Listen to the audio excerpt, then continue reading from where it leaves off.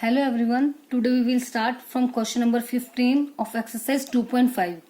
Give possible expressions for length and breadth of each of the following rectangles in which their areas are given. जैसे first part में हमें ये area given है, हमें क्या show हो रहा है कि ये एक पोलिनोमियल है, ठीक है, और क्या है ये एक अलजेब्राइक एक्सप्रेशन है। मीन्स जो हमारा रेक्टेंगल है उसका एरिया किस फॉर्म में है, वो एक अलजेब्राइक एक्सप्रेशन की फॉर्म में है, ठीक है। तो ये कह रहे हैं कि इसकी लेंथ और ब्रेड्थ के लिए पॉसिबल एक्सप्रेशंस फाइंड आउट करो। इसका मतलब क्या है, जब एरिया हमारा एक अलजेब्राइक एक्सप्रेशन की फॉर्म में है तो उसकी जो लेंथ और ब्रेड्थ होगी वो भी किस फॉर्म में होगी, अलजेब्राइक एक्सप्रेशन में, क्योंकि जो एरिया होता है रेक्टेंगल का that is equal to length multiply breadth, ठीक है। अगर सिंपल मान लो लेंथ की वैल्यू अगर 2 यूनिट है और ब्रेड्थ की वैल्यू अगर 3 है, तो अगर हम एरिया निकालेंगे 2 3 6, वो सिंपल 6 वैल्यू आएगी। तो क्या वो इस फॉर्म में आएगी, मतलब, ठीक है। तो ऐसे ही हमें पता है जो एरिया है वो लेंथ और ब्रेड्थ का क्या होता है, प्रोडक्ट। तो अब हमें पता है ये कैसी पोलिनोमियल हमारे पास एक क्वाड्रेटिक पोलिनोमियल है। क्वाड्रेटिक पोलिनोमियल के फैक्टर्स हमने बनाने सीखे भी हुए हैं। अगर कोई आइडेंटिटी इसमें यूज होती है, जो भी हमने अलजेब्राइक आइडेंटिटी की थी, तो आप उससे भी बना सकते हो। और अगर कोई आइडेंटिटी यूज नहीं होगी तो उस केस में जो हमने लास्ट एक्सरसाइज में वो किया था ना, हमारा स्प्लिटिंग द मिडिल टर्म वाला मेथड, फैक्टराइजेशन मेथड किया था, जिसमें हमने मिडिल टर्म को सेपरेट करके फैक्टर्स बनाए थे, अब वो भी यूज कर सकते हो। क्योंकि क्वाड्रेटिक इक्वेशन है, उस केस में हमेशा कितने फैक्टर्स बनेंगे, 2 फैक्टर्स बनेंगे हमारे। 2 फैक्टर्स जो हमारे होंगे उसमें से एक होगा लेंथ और दूसरी क्या हो जाएगी, उसकी ब्रेड्थ, ठीक है। क्योंकि जो 2 फैक्टर्स हमारे बनेंगे वो प्रोडक्ट की फॉर्म में आएंगे, और एरिया किसका प्रोडक्ट होता है, वो लेंथ और ब्रेड्थ का प्रोडक्ट होता है हमेशा। तो इसलिए जो इसके फैक्टर होंगे उनमें से एक फैक्टर होगा लेंथ, एक फैक्टर होगी लेंथ और दूसरा क्या होगा, उसकी ब्रेड्थ, ठीक है। तो स्टार्ट करते हैं, इसके फैक्टर्स बनाते हैं। अब हमें ये तो शो हो रहा है कि किसी का भी परफेक्ट स्क्वायर तो है नहीं, मतलब कोई आइडेंटिटी इसमें यूज होगी नहीं। तो हम क्या करेंगे, इसको फैक्टराइज करेंगे by using the splitting the middle term की जो मिडिल टर्म है उसको स्प्लिट करके इसके हम फैक्टर्स बनाएंगे। उसमें हम क्या करते थे, सबसे पहले जो हमारी ये फर्स्ट टर्म है और ये जो लास्ट टर्म, मतलब ए स्क्वायर का कोफिशिएंट और कांस्टेंट टर्म, उन दोनों की क्या करते हैं, फर्स्ट ऑफ ऑल मल्टीप्लाई। अब इनकी मल्टीप्लाई करके कितना आएगा हमारे पास, 300, ठीक है। तो हमें 2 ऐसे फैक्टर चाहिए जिनकी मल्टीप्लाई करने पर तो क्या है, 300। और सबसे पहले एक चीज और हम देखते थे इस टाइप के क्वेश्चन में, क्या कि जो लास्ट वैल्यू है वो कैसी है, पॉजिटिव है। जब लास्ट वैल्यू पॉजिटिव होती है इसका मतलब जो हमारे दोनों फैक्टर्स होंगे, मतलब जो 2 नंबर हम मानेंगे उनका साइन सेम होगा, या तो दोनों के दोनों प्लस के होंगे या फिर दोनों कैसे होंगे, माइनस के, ठीक है। वो डिपेंड करता है बीच वाले साइन पर। बीच वाला साइन माइनस है, मतलब जो दोनों वैल्यूज होंगी वो कैसी होंगी, हमारी नेगेटिव, ठीक है। एक बात याद रखनी है, जब ये साइन अगर प्लस का है तो डेट मीन्स दोनों साइन सेम, या तो दोनों प्लस या फिर दोनों माइनस। अगर बीच वाली माइनस है तो दोनों माइनस के होंगे, और बीच वाली प्लस है तो दोनों साइन प्लस की। तो अब पता लग गया क्या है, दोनों साइन माइनस, ठीक है। और जब भी साइन सेम होंगे दोनों, उस केस में हम 2 नंबर को क्या करेंगे, ऐड, ठीक है। तो बस अब यहाँ पे याद रखना कि मल्टीप्लाई करके तो कितना आना चाहिए, 300, और उन नंबर्स को अगर हम ऐड करें तो कितना आएगा, 35, क्योंकि वो साइन सेम है। दोनों अगर नेगेटिव भी लेंगे तो माइनस माइनस क्या होता है, हमेशा प्लस। तो ऐसे 2 नंबर अब सोचो आप कि मल्टीप्लाई कर दे तो 300 आ जाए और उनको ऐड कर दे तो कितना आ जाए, 35। कौन क्या होंगे वो नंबर्स, 20 और 15। 20 और 15 को अगर हम प्लस करेंगे तो क्या आएगा, 35। इनकी मल्टीप्लाई करेंगे तो 15 2 जा 30 और 0 300 हो जाएगा, ठीक है। तो बस अब इनको यूज करते हैं। 25 ए स्क्वायर एज इट इज, क्या करते थे, दोनों साइन नेगेटिव है ना, मतलब ये भी माइनस का और ये भी माइनस का, तो बाकी कोई चेंज नहीं होगा। जो मिडिल टर्म है ना उसको स्प्लिट करने का मतलब उसको हमने ब्रेक करना है। तो जो 2 वैल्यूज आई हैं हमारी ब्रेक करके, वो दोनों किसके प्लेस पर राइट करनी है हमें, 35। तो माइनस का 20a माइनस का 15a हो गया। माइनस माइनस प्लस होता है but still sign negative, 35a। But और मल्टीप्लाई में माइनस माइनस क्या हो जाता है, साइन भी प्लस का। तो 20 की 15 के साथ मल्टीप्लाई कितनी हो जाएगी, 300, प्लस का 12 एज इट इज। फिर क्या करते थे हम, 2 2 के पेयर बनाते हैं, अब इनमें से क्या कॉमन आ रहा है, दोनों कौन सी टेबल पे डिवाइड हो रहे हैं, 5 की टेबल पे हो रहे हैं ना, तो 5 कॉमन आ गया और क्या आ रहा है साथ में a। तो अब अंदर क्या बच गया, 5 की टेबल में 25 कितने पे आता है 5, और a के बाहर ले लिया, अंदर कितना रह गया 1a, माइनस 5 की टेबल में 24 पे a बाहर आ गया। अब क्या करना है, इसके बाद हमने माइनस कॉमन ले लिया। चलो आपको अगर माइनस समझ में नहीं आता, मान लो पहले ले लेते हैं प्लस कॉमन। आप हमेशा क्या करना है, यहाँ पे प्लस ही कॉमन ले लेना। अगर दोनों माइनस होते तब तो माइनस कॉमन ले लो, अदरवाइज हमेशा क्या कॉमन ले लो, प्लस। अब दोनों किस टेबल पे डिवाइड हो रहे हैं, 3 की टेबल पे हो रहे हैं। 3 5 जा 15, देखो प्लस का साइन है तो अंदर के साइन ऐसे का ऐसे, 15 के साथ क्या है माइनस ना, तो माइनस ही आएगा। 3 की टेबल में 15 कितने पे आता है 5 पे, और a साथ में ही रहेगा क्योंकि a तो हमने बाहर लिया नहीं। अब बाहर माइनस था तो ये साइन जो है, सॉरी बाहर प्लस है ना, तो अंदर का कोई भी साइन चेंज नहीं होगा, तो ये भी प्लस का प्लस ही रहेगा। ठीक है, अगर आप बाहर पॉजिटिव साइन लगाते हो तो अंदर का कोई भी साइन चेंज नहीं होता, वो जैसा क्वेश्चन में वैसे का वैसा रहेगा। अब 3 की टेबल में 12 कितने पे आएगा 4 पे। अब हमारे पास फैक्टर्स की एक कंडीशन होती है कि जब हम ऐसे इसके पेयरिंग बनाते हैं तो ये दो वैल्यूज हमेशा सेम आनी चाहिए। बट क्या ये दोनों वैल्यू सेम है, डिजिट्स तो सेम है, 5 है 4 और 4, बट क्या प्रॉब्लम हो गई, इनके साइन की प्रॉब्लम हो गई।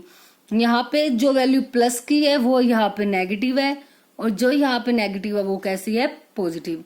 बट हमें तो बिल्कुल सेम बनाना होता है, तो इस केस में जब भी साइन की प्रॉब्लम आ जाए तो उसमें हम कैसे उसे दूर करेंगे, जो ये प्लस है ना इसको मैं कर दूंगी माइनस का 3, क्योंकि जब भी कभी आपको साइन की प्रॉब्लम को दूर करना हो, साइन की प्रॉब्लम दूर कैसे होती है, माइनस कॉमन लेते ही अंदर के सभी साइन जो है वो चेंज हो जाते हैं। प्लस माइनस में चेंज होता है और माइनस प्लस में। तो मैंने माइनस बाहर ले लिया, तो जैसे ही मैंने बाहर माइनस लगाया अंदर के दोनों साइन चेंज, माइनस वाला प्लस का हो गया, प्लस वाला माइनस। अब देखो सेम सेम आ गए ना, तो बस जो हमने बनाए थे हमारे फैक्टर्स दैट मीन्स वो करेक्ट है। तो अब 5a माइनस 4 जो जो सेम है उसको लिख दिया, और जो बच गया अब 5a माइनस 3, तो ये हमारे क्या हो गए इसके फैक्टर्स। सो पॉसिबल आंसर हमारा क्या आ गया, सो पॉसिबल, क्योंकि बोला था ना पॉसिबल एक्सप्रेशन बताओ, तो पॉसिबल आंसर इज, अब इनमें से एक को लेंथ मान लो, एक को ब्रेड, आपकी मर्जी, चाहे इसको लेंथ मान लो या इसको मान लो, और एक को दूसरे को ब्रेड मान लो। तो लेंथ हमने ले ली let 5a minus 4, and breadth क्या हो गई 5a माइनस 3। तो आपने ये क्वेश्चन की स्टेटमेंट पढ़ के लेंथ ब्रेड देख के इसको कंफ्यूज नहीं होना। सिंपल हमें दिख रहा है क्वाड्रेटिक पॉलिनोमियल है, तो उसको बस आपने फैक्टराइज करना है।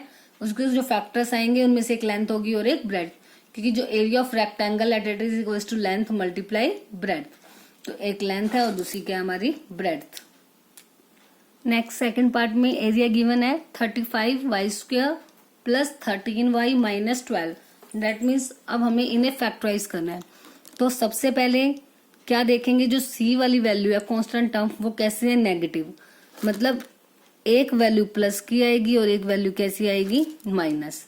ठीक है, जैसे ही लास्ट वाली वैल्यू नेगेटिव हो गई दैट मीन्स जो हमारा आंसर होगा, दो आंसर होते हैं हमारे, जो क्योंकि मिडिल टर्म को हम दो पार्ट्स में स्प्लिट करते हैं, उसमें से एक वैल्यू प्लस की होगी और दूसरी कैसी होगी माइनस की। ठीक है, एक रूल हो गया। अब उसके बाद नेक्स्ट हम करते हैं कि जो फर्स्ट वैल्यू है उसकी लास्ट वैल्यू के साथ मल्टीप्लाई। तो 35 की मल्टीप्लाई करेंगे हम 12 के साथ, मल्टीप्लाई करने पे हमारे पास आएगा 420। ठीक है, और बीच वाली टर्म एज इट इज उठा लेते हैं हम 13, मतलब साइन उठाने की नीड नहीं है, विदाउट साइन हम उस वैल्यूज उठाते हैं। तो 420 और 13, क्योंकि साइन वाला काम हम ऑलरेडी कर चुके हैं। तो अभी यहाँ से ये क्लियर है कि ऐसी दो वैल्यूज जिनको मल्टीप्लाई कर दे तो कितना आए 420, ठीक है, और माइनस करे तो 13 आए, क्योंकि एक साइन प्लस का होगा और एक माइनस का। प्लस माइनस हमेशा क्या होता है माइनस।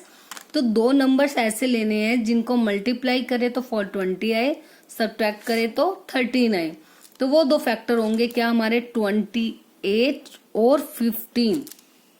ठीक है, देखो 28 को 15 से आप मल्टीप्लाई करोगे तो आपकी मल्टीप्लाई आएगी 420, और इन्हें आप अगर सब्ट्रैक्ट करोगे देन आवर आंसर इज 13। अब कई स्टूडेंट्स को इसमें ऐसे प्रॉब्लम होती होगी कि हमें नहीं पता लगता कि कैसे ये फैक्टर्स आए, इतने बड़े फैक्टर्स हम नहीं सोच पाते। तो उसके लिए एक ट्रिक है हमारे पास। क्या होता है, या ट्रिक कह लो या मेथड बोल सकते हो। जो प्रोडक्ट होता है ना 420, उसके हम क्या करते हैं, फैक्टर्स बनाते हैं। फैक्टर्स तो बनाने सभी को आते हैं, सभी ने सीखे हुए हैं ना। तो सबसे पहले इसके हम फैक्टर्स बनाते हैं। 2 2 जा 4, 2 1 जा 2, 0 की 0, 2 1 जा 2, 0, 2 5 जा 10, 5 की टेबल पे जा रहा है, 5 2 जा 10, 5 1 जा 5, 3 7 जा 21, 7 1 जा 7। अब आपने यहाँ पे देखो, अब इनकी मल्टीप्लाई चेक नहीं करनी। अब हमने क्या करना है, जो ये सभी फैक्टर्स आए ना, इन सब का यूज करना है आपको। ऐसा नहीं है कि सिर्फ 3 फैक्टर्स को यूज कर लो, नो, यूज सभी फैक्टर्स करने हैं। ठीक है, वो आपको देखना है कौन से एक साथ उठाने हैं हमें, कि जिनको सब्ट्रैक्ट करें तो क्या आना चाहिए हमारा 13। अब मल्टीप्लाई वाला चेक नहीं करना, जो दूसरा नंबर है ना 13, ये चेक करना है, ऐड सब्ट्रैक्ट बस। लाइक मान लो मैंने ये ले लिया 2 2 जा 4, 4 5 जा 20, ये 3 मैंने एक साथ ले लिए 20, 7 3 जा 21। तो क्या 21 में से 20 जाने पर 13 आएगा? नो। तो ये पेयर हम नहीं बना सकते। ऐसे ही कोई और पेयर चेक कर लेते हैं। सपोज मैंने कर लिया 7 1 जा 7, 7 5 जा 35, 35 और ये वाले इकट्ठे कर लिए, 3 2 जा 6, 6 2 जा 12, तब भी बात नहीं बनी। फिर मैंने क्या किया, देखो 7 के साथ उठा लिया इन दोनों को, 7 1 जा 7, 7 2 जा 14, 14 2 जा 28, 28 और 5 3 जा 15, ये बच गए दो। तो 28 और 15, अब देखा इनको माइनस करके क्या 13 आ रहा है? बिल्कुल आ रहा है। तो ये पेयर हमारा काम कर गया। तो बस ऐसे ही कोई भी क्वेश्चन आ जाए जिसके आपको फैक्टर्स समझ में ना आए कि क्या होंगे, तो आप सबसे पहले उसके सभी फैक्टर्स बना लो। उसके बाद आपने सभी पेयर्स को यूज करना है। वो आपकी मर्जी है, कोई भी पेयर कैसे मर्जी उठा लो, आप इन दो को उठा के देख लो, कैसे भी आप यूज कर लो। बस ये चेक करना होता है जो उनका एड सब्ट्रैक्ट है वो बीच वाली वैल्यू के इक्वल आना चाहिए। वो आपको यही से पता लग जाएगा कि उनको ऐड करना है या फिर हमें सब्ट्रैक्ट करना है। सेम साइन होंगे तो उन दोनों को ऐड करना होगा, और अलग अलग साइन होंगे तो हमेशा क्या करते हैं, उनको सब्ट्रैक्ट करते हैं। ठीक है, तो फैक्टर आ गए 28 और 15। अब हमें ये नहीं पता कौन सा प्लस का है कौन सा माइनस का, तो अब हम क्या करेंगे, पहले तो मैंने सिंपल राइट कर दिया 28y और 15y, -12 एज इट इज। अब जो ये बीच वाला साइन है ना, वो हम देते हैं बड़ी वैल्यू को। जो ये साइन होगा किसको देंगे हम, बड़ी वैल्यू को। तो इन दोनों में से बड़ी वैल्यू कौन सी है, ये। तो प्लस का साइन तो इसने ले लिया, तो कौन सा साइन बच गया, माइनस का, तो इसको माइनस का दे देंगे, बस हो गया क्वेश्चन। ऐसे ही अगर यहाँ माइनस होता तो बड़ी वैल्यू माइनस की हो जाती और ये क्या हो जाता, प्लस का। तभी तो देखो इनको ऐड माइनस करेंगे तो साइन बड़ी वैल्यू का हम लेते हैं ना, तो इसीलिए हम साइन किसको देंगे, इसमें बड़ी वैल्यू को। अब दोनों में क्या कॉमन आ रहा है, दोनों 7 की टेबल पे डिवाइड हो रहे हैं, और क्या कॉमन आ रहा है, y। तो 7 की टेबल में 35 आता है, 5 पे y एक बाहर आ गया, कितने y रह गए, एक अंदर, प्लस 7 4 जा 28, y तो बाहर आ गया। दोनों में माइनस है तो मैंने बाहर माइनस ले लिया। दोनों 3 की टेबल में जा रहे हैं तो 3 भी ले लिया। अब 3 की टेबल में 15 आता है, 5 पे y प्लस 3 4 जा 12। यहाँ पे मैंने प्लस क्यों लगाया, क्योंकि मैंने बार माइनस ले लिया, तो बार माइनस लेते ही अंदर दोनों साइन चेंज, माइनस वाला प्लस, माइनस वाला प्लस। सेम सेम आ गई वैल्यूज। जैसे ही सेम सेम आ गई तो उसको हम लिख दिया एक बार, और बाकी जो बच गई उसको अलग से लिख दिया। तो ये दो हमारे बन गए फैक्टर्स। तो जो पॉसिबल आंसर हो गया ये लेंथ हो जाएगी, और ये क्या हो जाएगी हमारी, breadth. So possible answer is length 5y plus 4 and breadth 7y minus 3 हो जाएगी। ठीक है, now last question of the exercise, what are the possible expressions for the dimensions of the cuboids whose volumes are given below. अब आपको cuboid की volume दी हुई है। Volume में पता है हमारी यूनिट होती है क्यूबिक। ठीक है, क्यूबिक यूनिट होती है, मतलब उसके कितने फैक्टर्स होते हैं, 3। क्योंकि जो वॉल्यूम होती है वो होती है हमारी length multiply breadth multiply height. तो मतलब हमारी 3 डायमेंशंस निकलेगी। तो मतलब इसको हमने 3 फैक्टर्स में डिवाइड करना है। ठीक है, है तो क्वाड्रेटिक इक्वेशन हमारी, 2 ही फैक्टर्स बनेंगे, बट एक जो थर्ड वन फैक्टर होगा हमारा, वो कोई कांस्टेंट टर्म भी हमारी अकेली कांस्टेंट टर्म कॉमन आ जाएगी, उससे भी हो जाएगा। देखो कैसे करेंगे। अब 3x² माइनस का 12x है।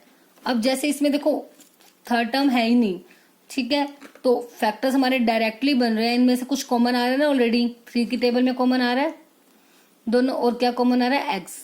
तो अब अंदर क्या बच गया, 3 तो बाहर आ गया, एक x रह गया, -3 4 12। तो ये 3 फैक्टर हो गए, जो फर्स्ट मान लेंगे 3 को, सेकंड मान लेंगे x को, और थर्ड क्या हो जाएगा, x -4, क्योंकि हमें निकालना है क्यूबॉइड्स की डायमेंशन।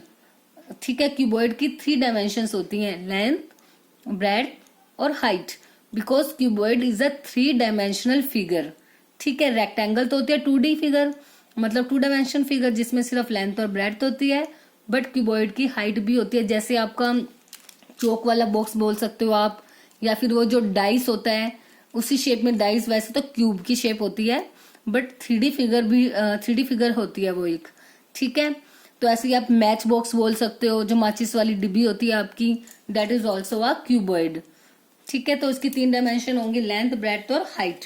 तो हमें इसको 3 फैक्टर्स में, मतलब 3 पार्ट्स में हमें इसे डिवाइड करना है। अब वो 3 पार्ट्स, वैसे तो अगर हमने इसको एरिया की फॉर्म में होता तब हम इसे एक फैक्टर मानते और दूसरा इसको मानते, बट क्यूबॉइड की डायमेंशन है तो जितनी बार भी बीच में प्रोडक्ट होगा वो अलग अलग हम डायमेंशन उसको कंसीडर करेंगे, बिकॉज जो वॉल्यूम होते हैं वो होते हैं length multiply breadth multiply height. तो यहाँ पे हमारी ये 3 वैल्यूज है, तो इसे हम ऐसा लिख सकते हैं ना, 3 × x मल्टीप्लाई x -4। तो ये इसी फॉर्म में तो बन रही है, लेंथ, ब्रेड्थ और हाइट। ठीक है, तो बस सो हमारी पॉसिबल डायमेंशंस हो जाएंगी, या पॉसिबल आंसर इज, वो क्या हो जाएगा कि लेंथ हो गई 3, ब्रेड्थ कितनी हो गई x, और जो हाइट है that is equal to x -4। था ना, बिल्कुल सिंपल सा, ये इसलिए सिंपली इजिली हो गया क्योंकि थर्ड वैल्यू हमारे पास नहीं है, मतलब कांस्टेंट टर्म नहीं है।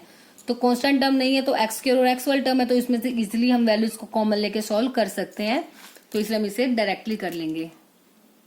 Next second part, 12ky² plus 8ky minus का 20k, ये वैल्यू हमारे पास गिवन है। अब सबसे पहले देखेंगे इसमें 3 डायमेंशन में बनाना है ना हमें इसे, तो क्या कॉमन आ रहा है, सभी के सभी 4 की टेबल में डिवाइड हो रहे हैं, और क्या आ रहा है, k भी कॉमन आ रहा है, तो 4k मैंने बाहर ले लिया। अब अंदर क्या बच गया, 4 की टेबल में 12, 3 पे, k ऑलरेडी बाहर आ चुका है, तो y² का y², 4 की टेबल में 8, 2 पे बच गया अंदर y, क्योंकि k तो बाहर ले लिया, 4 की टेबल में 25 पे k बाहर आ गया। ठीक है, तो एक फैक्टर तो हो गया हमारा 4k, और अंदर जो हमारी ब्रैकेट में जो पॉलिनोमियल है वो किस फॉर्म में है, क्वाड्रेटिक फॉर्म में है। तो बस जैसे हमने अभी 15th क्वेश्चन में सॉल्व किया था, बस इसके हम फैक्टर्स बना देंगे आगे। 4k, अब ये वैल्यू है नेगेटिव, मतलब जो हमारे 2 फैक्टर्स होंगे, एक प्लस का होगा और एक माइनस का होगा। मल्टीप्लाई करके चाहिए 5 3 15, और प्लस माइनस मतलब माइनस, और सब्ट्रैक्ट करके कितना चाहिए हमें, 2। मल्टीप्लाई करके 15, सब्ट्रैक्ट करके 2, तो क्या होंगे इसके फैक्टर, 3 और 5, 3 5 15, और 5 में से 3 गए 2, तो 3y², 5y, 3y -5। तो ये साइन किसको देंगे हम, बड़ी वैल्यू को, और ये तो दूसरे वाला साइन बच गया वो छोटी वैल्यू को दे देंगे। ठीक है, तो 4k एज इट इज। अब बड़ी ब्रैकेट, अब इसके अंदर जो दो का पेयर बना दे, पहले में सिर्फ y कॉमन आ रहा और कुछ भी कॉमन नहीं आ रहा, तो अंदर क्या बच गया, 3y प्लस का 5। अब दोनों में से माइनस कॉमन आ रहा है और कुछ भी कॉमन नहीं है, जब कुछ कॉमन नहीं आता तो क्या कॉमन लेते हैं हम, 1, तो माइनस बाहर ले लिया, अंदर के दोनों साइन चेंज, मतलब दोनों वैल्यूज कैसी हो जाएंगी, प्लस की। ठीक है, तो अब 4k, 3y प्लस 5 जो सेम है वो, और थर्ड फैक्टर y -1, तो 3 वैल्यूज का प्रोडक्ट हो गया ये हमारे पास। तो अवर लेंथ, तो पॉसिबल आंसर इज, लेंथ हो गई 4k, ब्रेड्थ हो गई 3y plus 5, and height is y -1। और अगर आप लेंथ ब्रेड्थ हाइट ना भी मेंशन करो तो आप डायरेक्ट भी लिख सकते हो। तो it's possible dimensions are 4k 3y + 5 and y - 1, क्योंकि जो आपका क्वेश्चन है उसमें सिर्फ यही पूछा गया था what are the possible expression for the dimensions. तो आप लेंथ ब्रेड्थ हाइट मेंशन नहीं करोगे तब भी कोई प्रॉब्लम नहीं है। बस इसी क्वेश्चन के साथ आपका जो ये चैप्टर सेकंड है वो यही फिनिश होता है। आई होप आपको ये complete exercise 2.5 and complete chapter 2 अच्छे से क्लियर हो गया होगा।